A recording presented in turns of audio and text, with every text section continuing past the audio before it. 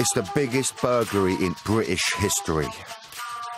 What they were doing really was something beyond what had really been attempted before. It's a Hollywood screenplay. £14 million worth of jewellery, gemstones and gold stolen from the heart of the UK diamond industry. To do Hatton Garden, that's a little bit special. Let's make no mistake about it, they didn't think they were going to get caught. Following today's verdicts, which saw 3 more members of the gang responsible sent down. This is the full inside story of how they pulled off last Easter's record-breaking heist. The way in which it played itself out was a very British story. They had to do a lot of intelligence work on that. I mean, these are not morons who've done this. With exclusive access to the elite flying squad. It became immediately apparent that it's definitely a job for us. Silently they come, swiftly they go. And their dramatic investigation. They didn't know that we were following them, so for us, obviously, it was a goldmine of evidence and information. Including never-seen-before surveillance of the thieves boasting of what they'd done. And you think, I've learnt more than the Prime Minister. I'm a rock star. These were white working-class guys committing crime. It was old school. And the moment loot was discovered hidden in a cemetery. They thought that this was foolproof. They thought they were going to get away with it. In their minds, they've got an audacious, cunning, sophisticated plot that would net them considerable wealth and the kudos that goes with it. It's a classic caper from a bygone era. Once you're in there, it's like a kid at Christmas, isn't it, opening up presents. What they were doing really was something out there. When cops and robbers played cat and mouse, each side reckoning it could outsmart the other. This is the definitive story of the Bad Dad's Army and the Hatton Garden heist.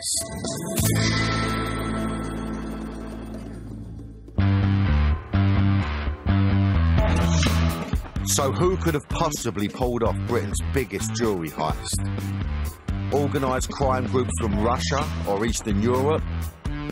No one expected it to be a group of old geezers in their 60s and 70s. I was quite surprised. They were obviously elderly, but they were career criminals. And it was certainly my impression this was one last hurrah for them to undertake. And it was in fact their pension pot. The lure was too good, the greed was there. They probably thought they were invincible, and arrogance kicked in, and they were given an opportunity for one last hurrah. I think you can compare it with old boxers, you know, they retire, but they get an offer to go back in the ring one more time for a big prize. And this was a big prize. Together, the gang conspired to break into a vault in the centre of London's jewellery trade. To take on such an audacious job would need experienced thieves with previous form. First up, Brian Reader, dubbed by the others as the Master. Aged 76, he's the old man in the gang. As early as 2012, he started planning the Hatton Garden heist. I mean, he's been described as the governor, the master, the organiser. He would see himself as the top of the tree in this group. He's a career criminal. He has previous convictions, notably for being involved in the Brinks-Mat robbery. In 1983, 6 armed men in Balaclava stole gold, cash and jewellery from a warehouse at Heathrow Airport. Reader's involvement in the Brinks-Mat theft was an indication of the same sort of desire to carry out the big, dramatic crime that gets him remembered. Reader was sentenced to 8 years for handling some of the stolen bullion. What we know of this gang is you've got Brian Reader, who's the master, who would have identified the skills required for this particular criminal enterprise, and it's his contacts within the criminal underworld that would have then put that team together. Next, they needed a lookout. Enter 74-year-old John Kenny Collins. He would recce Hatton Garden to check out the premises. Collins would also be the all-important getaway driver and was again a man with form. John Collins has been convicted of robbery on 2 occasions. Second occasion it was armed robbery on a jeweller's. He again has got a significant criminal pedigree. Daniel Jones was the muscles. He was at the heart of extensive planning and would be instrumental in gaining access to the vault. Daniel Jones is again an organised criminal. He has spent a considerable amount of time in prison. He's the younger, he's the fitter, and that's what he brings to the group.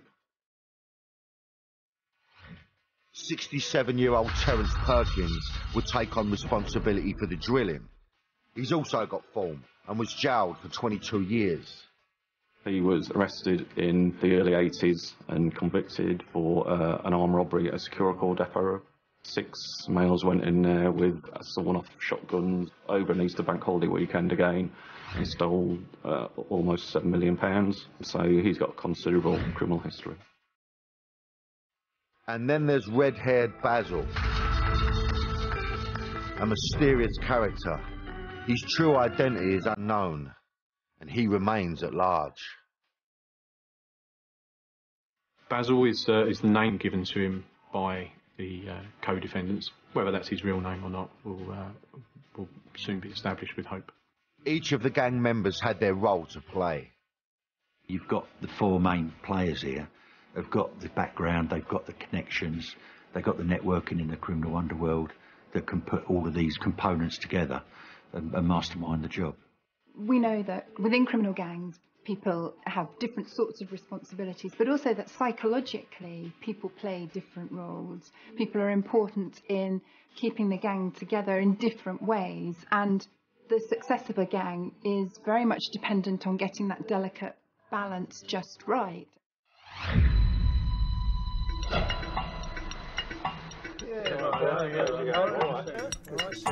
Over pints in the Castle pub in Islington, North London, the men would spend hours plotting their master plan to pull off an audacious, career-topping heist they boasted the world would never forget. They're looking at tremendous wealth. They're also looking towards laying down the bragging rights within the criminal fraternity of committing and getting away with Britain's biggest heist. So what's the code then, boy? What you got? This is our target. It's a vault in the heart of Hatton Garden. There are 2 security guards. We're going to wait till they lock up and go. Our man has a key, and he gets us in through the front door. Our man inside is Basil. He gets us through the fire escape. Then to the lift, we disable it and get us access to the shaft. Then it's down a level to the vault. We cut through the alarm wires, force the gate to the vault door, and then there's just a little matter of a reinforced concrete wall. We're going to drill through it, smash open the security boxes, and we get out. Any questions? As they talk through the details, it starts to become tangible. It starts to become real. It starts to actually become possible that they're really going to do this crime, which is just considered not possible. They do a lot of intelligence work on that. I mean, these are not morons who've done this. But what will give them the greatest notoriety, but respect in the criminal underworld, is that it's a crime without violence. Their target, Hatton Garden in central London. The area has been the centre of the diamond industry for centuries. Today, around 300 businesses are based there, representing one of the largest clusters of jewellery retailers in the UK. As such, it's long been a favourite target for thieves. In an effort to stop them, a cutting-edge high-security vault was built in the 1940s in the basement of 88 to 90 Hatton Garden. With London now a world centre for diamonds, jewel bandits have made this city thoroughfare their favourite target. To foil the thieves, Hatton Garden now has its own giant strong room. A 2-foot-wide bomb and burglar-proof door opens up a labyrinth of safes. It's the only one of its kind in Britain. Nearly 1,000 individual safes are contained within this mass of steel and reinforced concrete.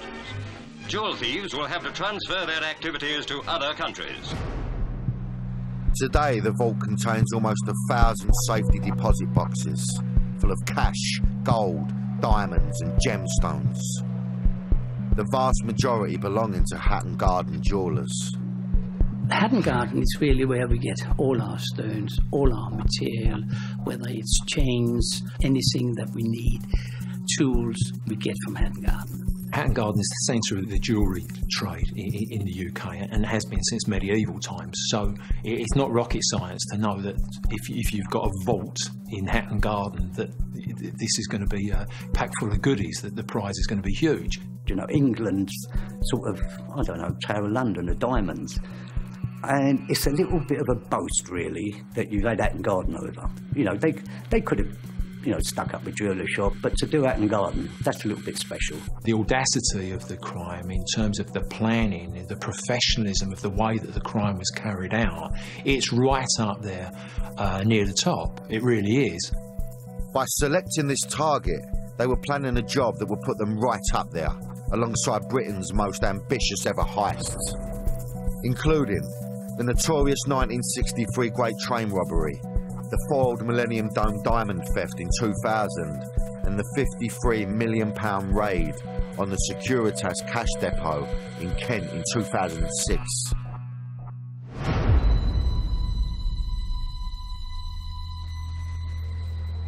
The master plan was to be carried out over the Easter weekend, when the gang knew the vaults would be full and the area quiet.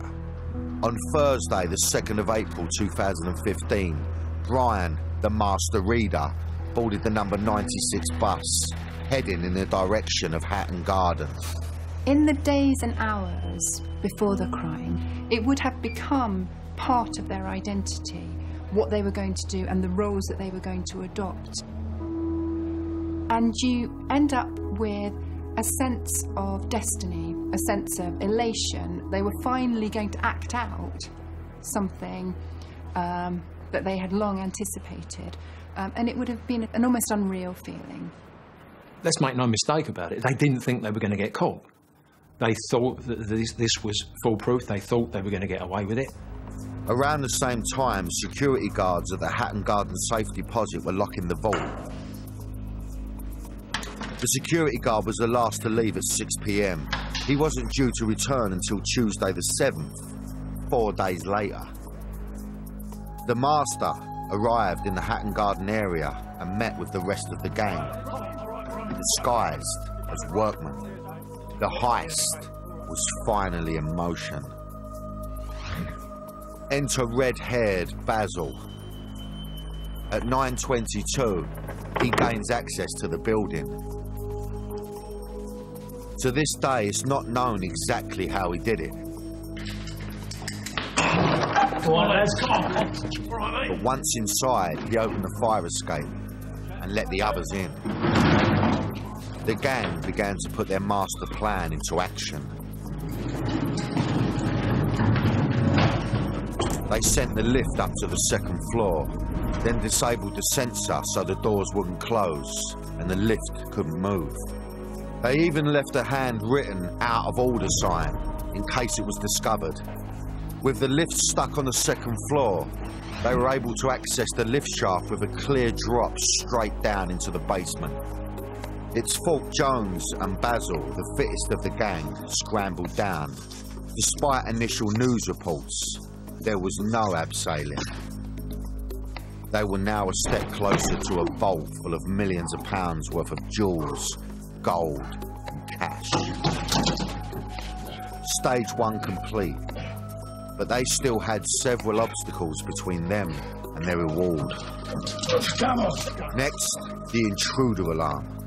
This they attempted to deactivate by cutting through a telephone cable and snapping the backup transmitter's aerial. They then cut the power cable to a magnetic lock on an iron gate and smashed through a wooden door to allow the rest of the gang, who hadn't come down the lift shaft, through. Using an angle grinder, they cut through a second metal gate which protected the actual vault. Then all that was between them and the loot was the vault door and a concrete wall, 1/2 metre thick and reinforced with steel. Be careful, lads. They'd come prepared, equipped with heavy cutting gear. Got it. To access the diamonds, They used the diamond, a specialist diamond-tipped high-powered coring drill designed to penetrate concrete and stone. Careful, Dan. The drill was fitted with metal teeth known as cores, which grind away at the surface to create a hole. It's capable of spinning at 667 RPM in top gear and features a water cooling system to prevent it from overheating. They plan to drill a hole 25 centimetres by 45 centimetres in the wall, just big enough for someone small to squeeze through. It was a skill the pensioners had picked up by watching clips on YouTube.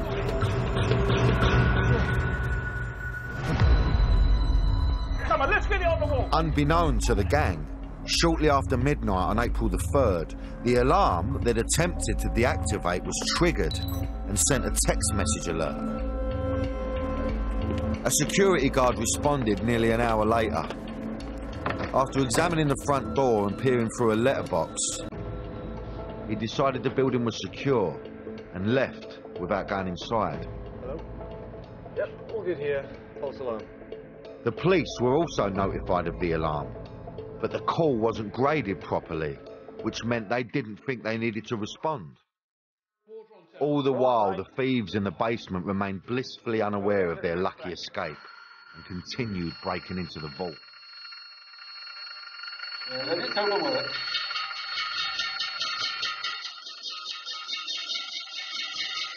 That's it, mate.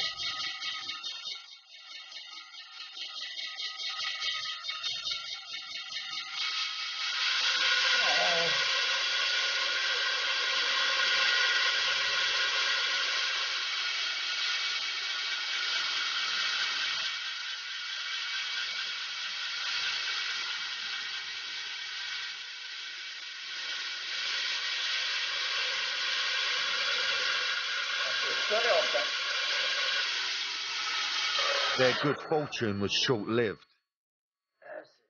When they finally drilled their way through the reinforced concrete wall of the vault, they faced yet another obstacle. The back of the safe deposit boxes, which were bolted to the ceiling and floor, were blocking the hole and their way in. After almost 11 hours, they gave up and left at around 8 AM, empty-handed. This is where personality comes to play and interacts with the roles that they've learnt and absorbed into themselves. And there are two different ways in which that can operate. For some of them, the failure to master the environment, the situation, will not be something that they can cope with, and they will simply withdraw. For others, the mistakes, the errors, the things going wrong are actually part of the whole challenge, and they will rise to the challenge. To walk away from that prize when you're so close, very, very difficult indeed. But by the same token, the longer they're in the vault, the longer they're actually on the premises, then the chances of getting caught is raised considerably. For a day and a half, their crime, half complete, lay undiscovered. But temptation would prove too great. They broke one of the basic rules of the criminal world and returned to the scene of the crime. So they've psyched themselves up once to do the job, then they've got to go away and then come back again. Amazingly cool head to be able to actually carry that out now. Very, very difficult because the risk is getting higher all the time. They came back with yet more gear. Using a hydraulic ram, they were able to dislodge the metal cabinets blocking the drilled hole. They were finally in, but they weren't all there to enjoy the moment. Brian, the master reader, had stayed away. Having apparently lost his nerve, he wasn't there to see his plan come good. We know the reader walked away from it on that first night and didn't come back. It would be interesting to see whether that was a complete loss of bottle or whether he saw the writing on the wall and saw that, you know, that there was a vulnerability to being caught on the premises, having to go back a second time. At the time, it sounds good when you're planning it, but when you've had a pop and it ain't worked, and then you reflect back, the glamour's gone out of it, and you're looking at the reality of it, that's a different ballgame. And if people looked at the reality of it, they'd never do it in the first place. And when things start to go wrong, for some of them, the damage to their pride will have been too much. They will have been compromised, and they will no longer be committed to the storyline, and they will withdraw. The hole would have been a tight squeeze. It's thought only Jones, the Muscles and the mysterious Basil actually entered the vault.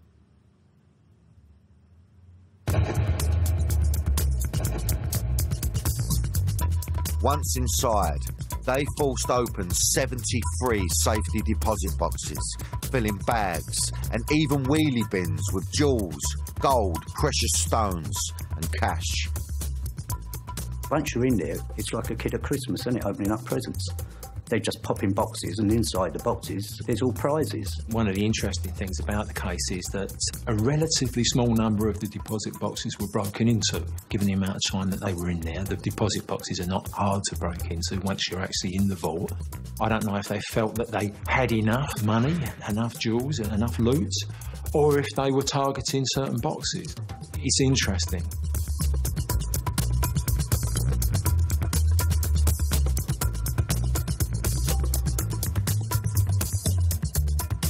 They loaded up their loot, worth an astonishing £14 million, and hauled it up the stairs, leaving via the fire escape.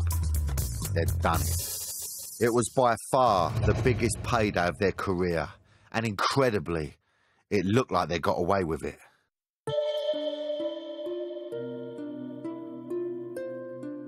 Another 2 days went by before the theft was finally discovered. On Tuesday, the 7th of April, security guards arrived for work at around 8 o'clock. They called the police, triggering a major investigation by the elite flying squad. It was a burger in Hatton Garden. It was going to be high value, and so we decided straight away, yes, we'd take it, get down there, assess it, and then we'll develop it from there. You know, within a few hours, it became apparent that it was a really serious crime, and that it's definitely a job for us.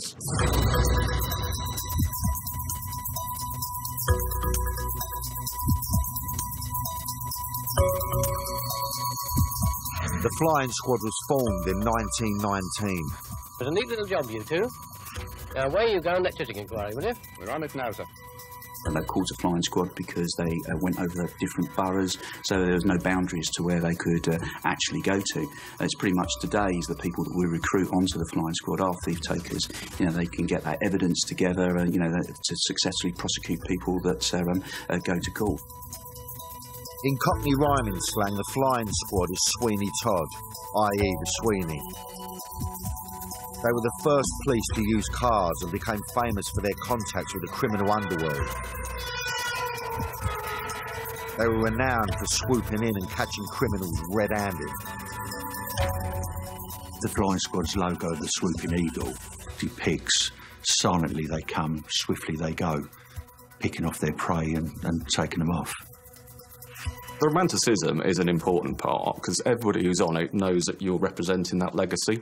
Over the years, you know that people, Flying Squad were involved in the Great Train robbery, they know they're involved in the Brinks Mat, you know that the Flying Squad's been involved in the Dome robbery, and what you want to do as an officer on it at this point in time is you want to perpetuate that legacy. So first of all, you do feel that ownership and responsibility to make sure the investigations that you are doing are top drawer. The flying squad operate against the most violent organised criminals that London have. They've built up a reputation over many years.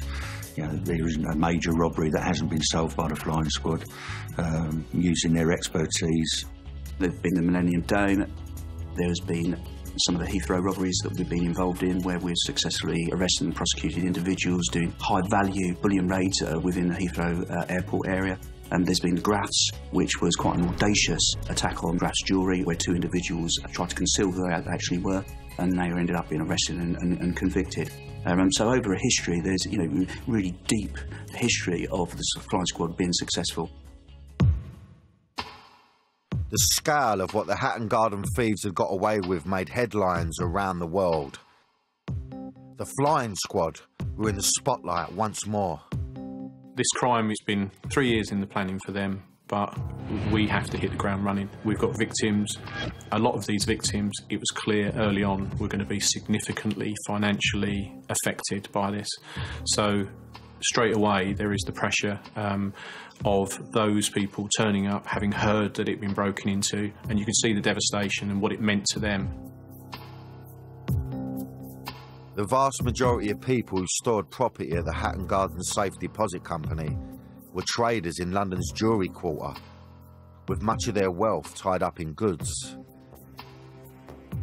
I have been through the door every single day, or certainly 3 or 4 times a week for 45 years. Scotland Yard has said it's investigating a burglary. My wife and I were sitting in the car and listened to the BBC.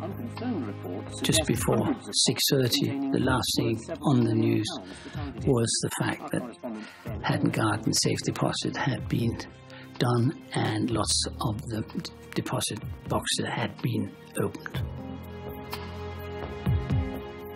The flying squad phoned and said my box was opened and empty. It was quite a big part of my pension that was sitting in there, or had been sitting in there, which was now gone. I needed to see my box, which I did. Box 998, completely broken and empty. The biggest shock was the size, to see the size of the actual hole. Honestly, only a very small, very slender person could get through that hole. It was tiny. I could get my head through and half my shoulders. I could certainly not get through there. They've gone into this vault and they've stolen people's property. The objective was to enrich themselves by stealing other people's valuables. You've got to remember throughout that it's not a victimless crime, this. They have gone in, they've decided that they are going to enrich themselves, get their pension from other people.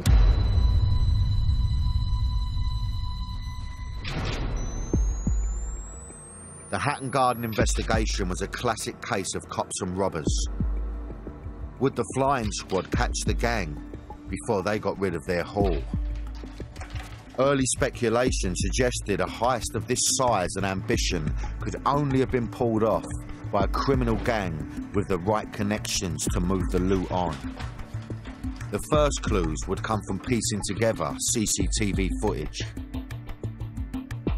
The CCTV that's obtained initially, we have that within a few hours on the first day. We look through that and we establish that they've been there twice. Cameras around Hatton Garden captured almost their every move, starting with the white van arriving ahead of the initial raid. Then, the thieves with their builders' outfits and wheelie bins making their way in through the fire escape, with the elusive Basil dressed all in blue, and the van leaving after the failed first attempt when things started to go wrong. They've planned for 3 years, they've not been able to get in, it's a big payday, and then they've just started to take risks. You know, they've not thought through what they're doing next. Despite the setbacks, some returned for the second attempt, again entering through the fire escape, before eventually loading the van with the millions of pounds worth of stolen loot. The flying squad had the crooks in action, but who were they? Their big break in identifying them would come as a result of the thieves' critical decision to return to the crime scene that second time. That gives us a breakthrough because it led the CCTV officers to identify that on the second night they'd arrived in a Mercedes earlier. This was the squad's best lead. Detectives were able to trace that Mercedes to one John Kenny Collins. Because John Collins was using his own vehicle, it was a Mercedes E200, very distinctive, and very few of them on the road. It had a black roof, black wheels, and so even the grainy CCTV that probably normally wouldn't be of a high evidential value identified, and we were able to track that car. You've just got to wait until you get something that is concrete and tangible and you know is a good start point, which is what the Mercedes and Collins was, and then you commit your resources down that line. The flying squad put Collins under surveillance. Collins quickly led them to other members of the gang. Covert officers captured him meeting with Brian the Master Reader. They were watching as the men met in cafes and pubs. The group are coming together. It was now a game, a patience game on our part, and that paid off when John Collins, Terence Perkins and Brian Reader met on a Friday night in the Castle Public House to, we say, discuss what had taken place. Perkins and Collins were telling Brian Reader, when they went back, how they were successful in the end. Detectives also planted electronic listening bugs on 2 cars used by the gang, including Collins's Mercedes. It is a tactic that is used in serious crime investigations and can be quite productive. And obviously it was very productive on this occasion. Stoneballs, few of them. Necklace with a big emerald in it with a matching earring. You can't work that out. It'll never happen again. Biggest robbery in the world we was on. We were able to obtain recordings of their conversations, and we know that they were quite excited about the fact that they'd got away with such a large-scale offence, and it was unlikely that the police would have any idea of what had taken place or who to look for, and they were quite comfortable in the fact that they were away scot-free. What are the odds? What are the odds? What a book you could write. The men couldn't help boasting and bragging about what they'd done, totally unaware the police were listening to every word. The audio recordings of the conversation, which told us exactly how they'd done it, who they'd done it with, how they're going to sort out the property. So for us, obviously, it was a goldmine of evidence and information as to what they're up to.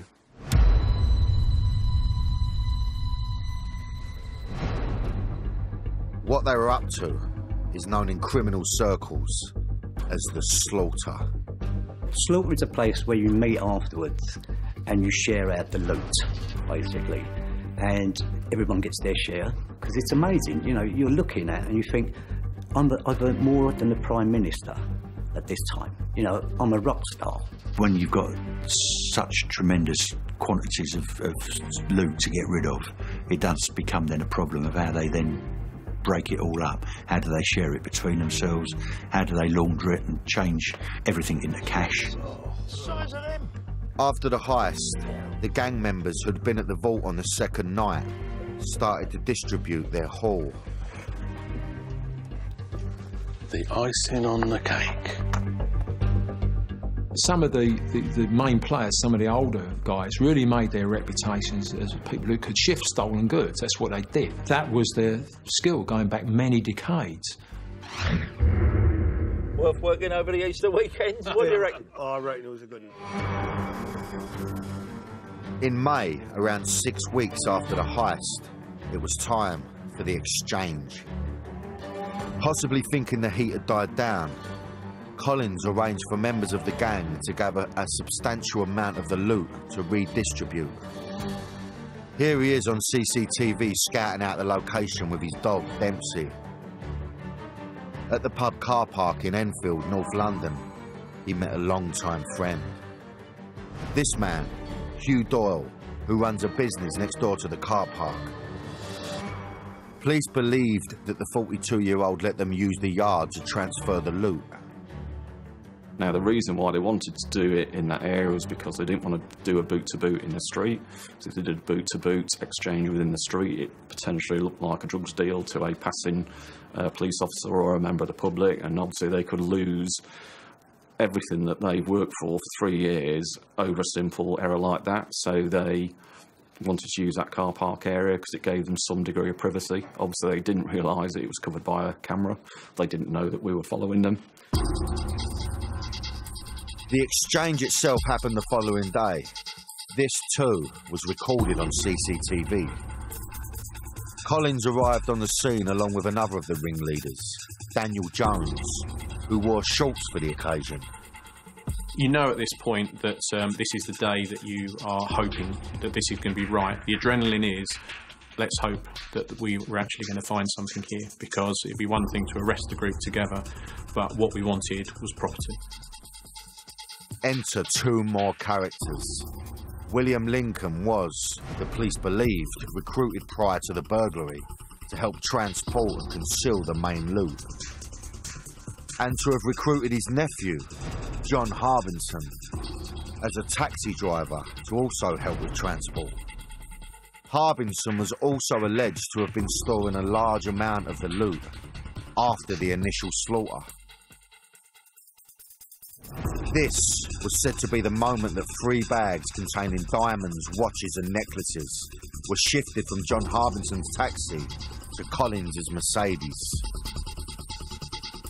The 3 bags that had been exchanged behind the pub contained at this point an estimated £2 to £4 million worth of diamonds and gold. With the exchange done, Collins and Jones drove off with a boot full of loot. In the same distinctive Mercedes Collins had driven to Hatton Garden on the second night of the heist, which we now know was the beginning of the gang's undoing.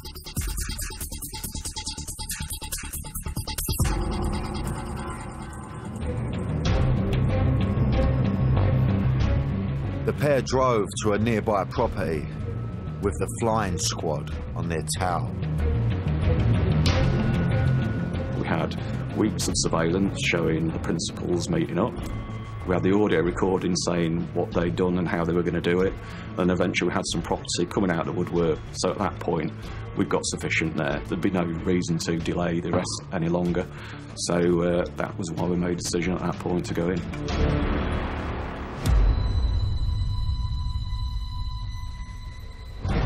The police made their move. In coordinated raids with more than 200 officers, they hit 12 addresses in London and Kent, including the home of Brian, the master reader. In his house, a diamond tester and a book on the diamond underworld. It was very important because obviously they can dispose of property, they could disappear. We don't know what each of them had at that point in time. Anything could happen, so it was key to arrest any of the principal conspirators at that point in time. Police also nicked Collins and Perkins, along with Jones.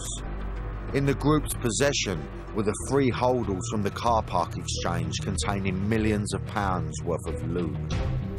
A search of Collins's house revealed a large amount of cash, watches, jewellery and a money counter. At Jones's property, police found face masks, a drill and cash. With Perkins, they found jewellery, cash, blue overalls and white gloves. They were surprised, obviously very disappointed. They would still have been, no doubt, actively in their minds trying to work out how they're going to minimise their criminal responsibility. It's not until they're interviewed and they obviously will walk through the evidence that we had against them that they realised how comprehensive the investigation had been against them and the amount of trouble that they were in at that point in time. The aftermath is a bit of a surprise that the loot was still in their homes. That's kind of surprising given the professionalism and the care that the crime had actually been carried out with. It's a bit surprising that there wasn't more professionalism in the moving on of the goods afterwards. They've been focused on how they get in, not leaving any forensics, those kinds of details which prove in their minds that you are a professional. But actually, it's the banal details that really make one into a professional criminal, that really would have ensured that they weren't caught. Several other men were also picked up as part of the raids. William Lincoln denied any involvement with the heist and said he was given 3 bags by Collins and told they contained paperwork and bric-a-brac.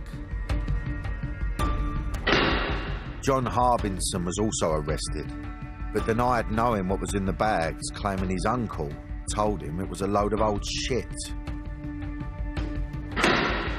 In his defence, Hugh Doyle said he had no idea what the ringleaders were planning and no knowledge of what was taking place. This man was also arrested, Carl Wood. The prosecution alleged he was at the burglary on both nights, but didn't go inside on the second visit because he bottled it. He denied ever being at the heist. It was nice for people like Perkins and Jones to see crime readers sitting in the same police station as them, because they're going to be sitting there thinking, how's he got here? Obviously they just stay deadpan because they're experienced criminals. They're not going to give anything away within a police station or acknowledge other people, so it's just deadpan. Don't know who it is. With arrests made, police could interview their suspects. They weren't saying much.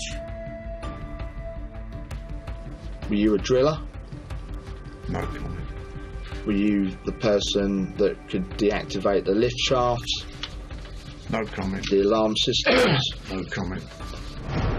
Was it you that messed up? No comment. It was your role, wasn't it, to get through the hole? No comment.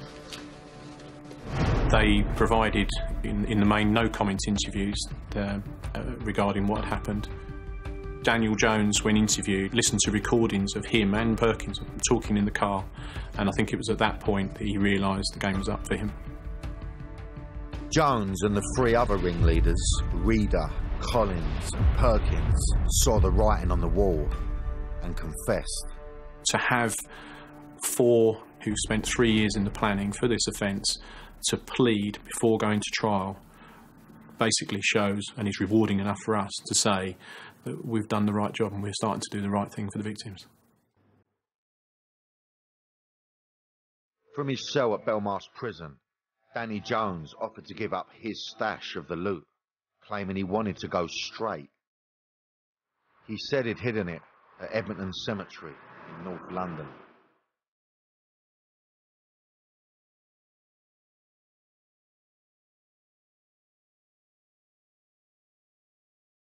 Police searched graves, digging for around 2 hours, uncovering jewellery and precious stones.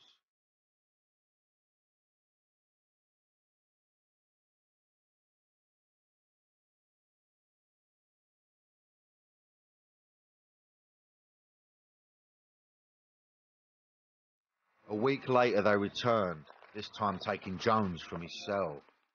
He led them to a different grave. What's in here, Danny?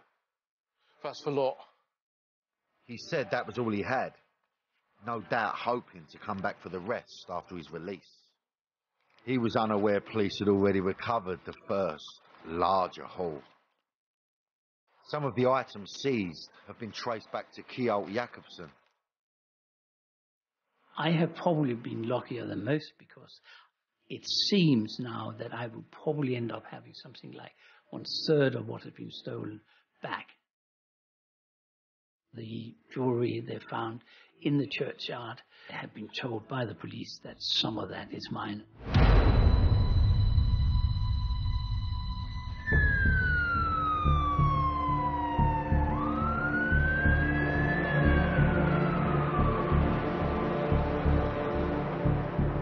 Police had recovered some of the stolen property, and they had their 4 ringleaders.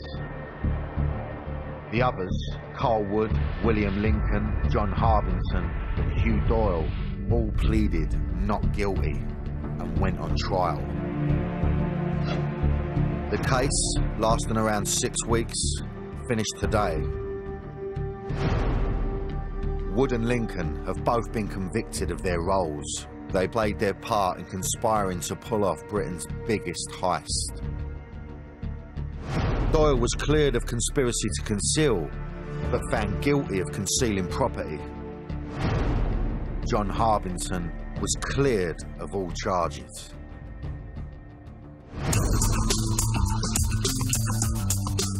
Today marked the culmination of one of the most notorious capers in British criminal history. truly audacious plot, masterminded by a cunning gang of pensioners.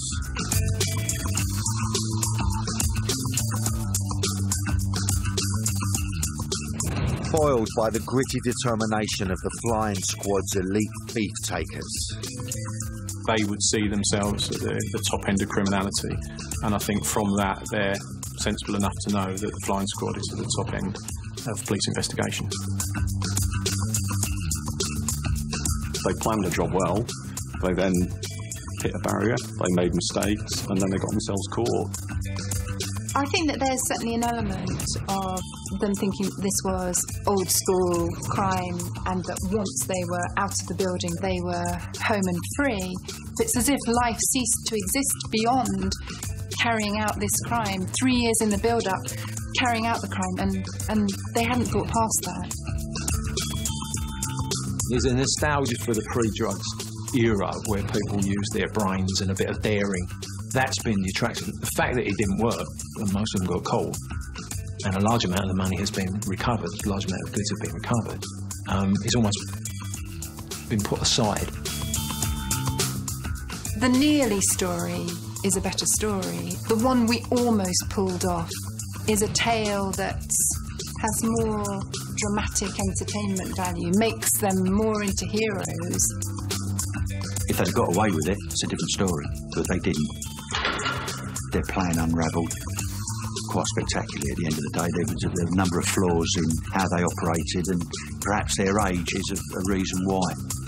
I think we have to make one thing really clear. They're very audacious, which has captured the attention of the public. But however, these are callous thieves.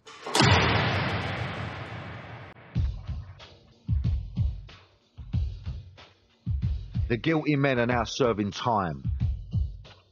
Well, all except one, that is. Basil, or whatever his real name is, seems to have got away with it. For now. He's still out there somewhere, along with £10 million of missing loot. Obviously, we're going to still continue looking for Basil. You know, the investigation's not completed, even though we have convictions. There are a number of avenues of inquiry we've still got left. It's work out who Basil is and see if we can get him to court. It's identifying outstanding property. So although we've got to this stage, which is a nice point in the investigation, there is still lots of work to do on it. And one of them is catch Basil. It's interesting that they're not giving him up. I wonder what that's about and whether there's more to the story than we know. There's a certain amount of frustration. They won't cease until obviously they complete their investigation, and that will be the tenacity and their drive. You know, I've got every confidence that they will actually get there. That's all part of the myth of a good heist. Someone not being captured, which put that alongside the missing loot, you've got stories for generations.